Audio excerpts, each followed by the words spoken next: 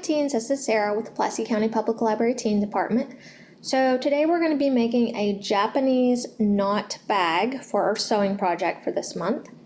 And this one, mine didn't turn out exactly the way it was supposed to. I'm just going to say that up front, but I've figured out some steps that you'll need to do that it doesn't show the exact step in the video on the link to this activity.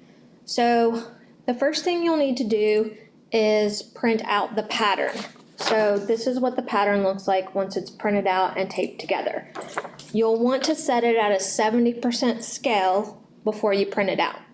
The instructions have a different scale, but when you try to print it, it doesn't come out quite right.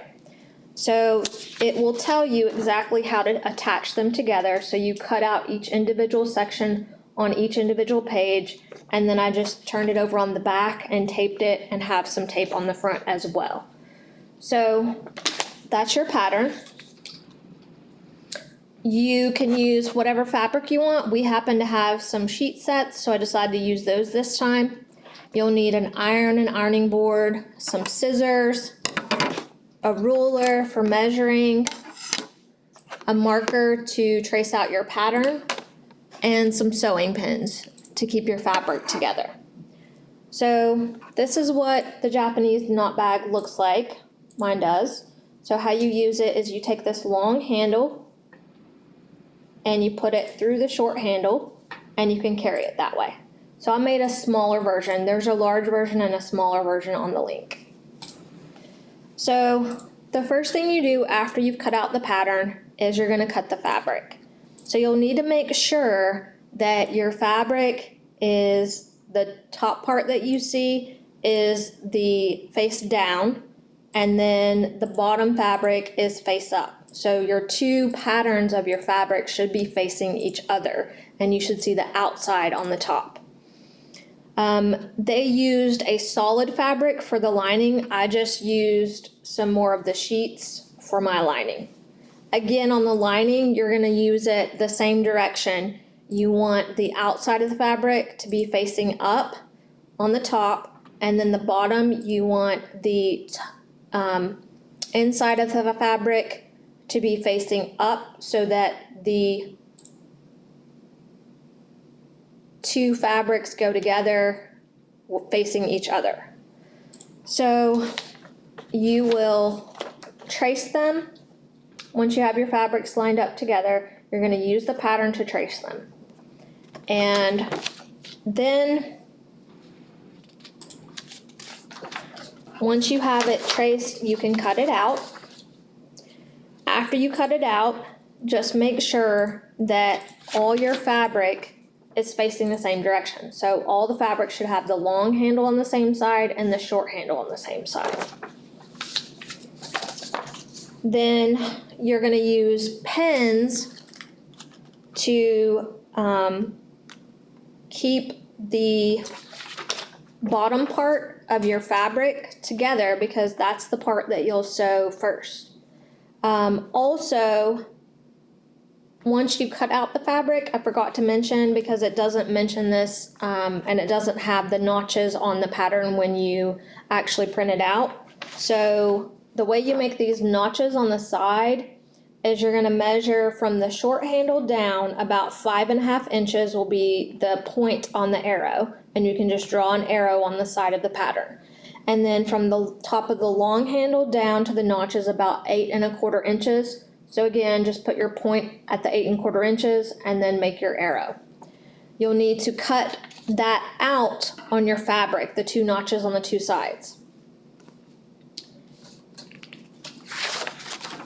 So after you do that and have the bottom part pinned together, you're going to start sewing. So the first step is starting just right below your notch, sew all the way down up to the other side of the notch, right before you get to it. That's the only section you're going to sew first. And they want you to use about a 1/4 inch seam allowance for that. After you've sewn that part on both your lining and your fabric for the outside of the purse, then you're going to cut small notches along the fabric around the bottom, from like this notch area all the way to this notch area. Just little triangle notches.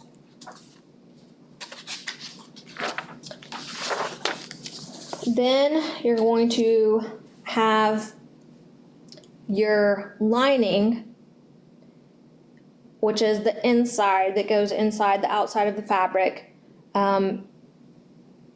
You're going to turn that right side out. So it's still a separate piece, so you'll turn it right side out, and you're going to insert it into your outer fabric. Your outer fabric you should still see the bottom of the fabric facing you. So that is what you will see when you put the lining in. And on your back of your purse, you should see the outside of the lining, because it's going to be, those two pieces are facing each other, remember. So you slide your lining in with the fabric being that still in that position. So I want to point out that in the video that is with this link, there's a step that you do not see the lady doing, but as you watch the video, you will realize that she did do that step. So at the 8:06 time frame, the handles have already been sewn together at the top. So you may want to watch the video through at least a couple of times straight through, and when you get to that point, just really pay attention. So what she does is she sews the inside of the bag up the side of the handles first, and then she puts little knots or little clippings, like the other step where you make little notches on the inside here too. So just remember, before you get to that step of turning the fabric inside out and putting the lining inside the bag, you need to sew the top of the handles first together. And you'll see that in the video when she does that step of turning the fabric to where you can actually see the outside of your purse and stuffs the lining in, her handles are together. So then again, you're going to use the 1/4 of an inch seam allowance when you're sewing around this neckline. And after you get all of that done, you're going to, again, you'll see in the video where she turns her fabric, the lining inside out. So the lining is actually, at this step, the lining is out. You can have this part and then the part of your fabric that's the outside. Her handles are already sewn together, you'll see that. And then you just take and stuff your lining inside your bag, like that. And I ended up using some pins to hold my lining down at the bottom because it kept wanting to shift up. So make sure you get it aligned very well, your lining at the bottom. And then you can use a couple of pins to keep it in that position because you want to be able to line up the edges of your handles as well. So the iron, I ironed my fabric, of course, before I even started cutting it out or made the pattern. You'll want to iron your seams down on the outside of the handle. It makes it easier when you're sewing to have them flat and fitted together. And then to finish the bag, you're simply going to sew the outside of the handles with a 1/4 of an inch. You fold them down about a 1/4 of an inch, and then it says about an 1/8 of an inch around the bag handle to finish the bag. So essentially you're going to sew each side around the outside, and then the short side around the outside as well. And with mine, I didn't realize she had already sewn the handles together, so mine looks a little different.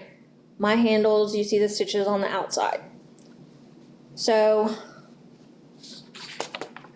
that is your last step, is doing the outside of the handles. And if you have any gaps down here, you can also sew that. I did have a little bit of gaps there. So this is what it looks like on the front. and this is what it looks like on the back. And again, you take your long handle and you put it through the short handle, and then you carry it like this. So that's the Japanese knot bag. If you have any questions at all, you can always call the library and ask for me, and I can help talk you through it as well. Thanks. Bye.